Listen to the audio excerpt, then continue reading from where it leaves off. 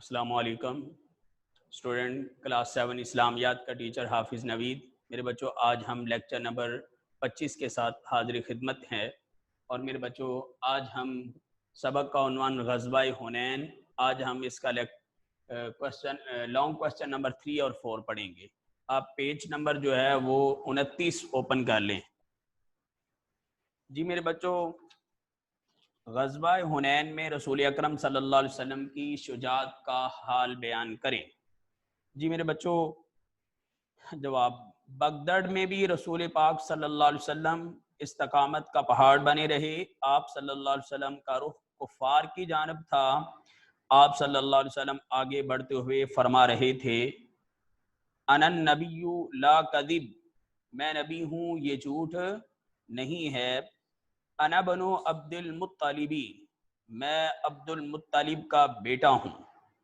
آپ صلی اللہ علیہ وسلم نے اپنے چاچا حضرت عباس کو حکم دیا کہ وہ صحابہ کرام کو بلائیں. حضرت عباس کی آواز بہت بلند تھی. حضرت عباس نے آواز دی: بیت رضوان والو کہاں ہو؟ یہ آواز سن کر تمام مسلمان واپس مڑے اور لڑائی شروع ہو گئی. پھر آپ صلی اللہ علیہ وسلم نے مٹھی بھر مٹی لے کر دشمن کی طرف پھینکی. مٹی اس طرح پھیلی کہ دشمن کا کوئی آدمی ایسا نہ تھا جس کی آنکھ اس سے بھر نہ گئی ہو.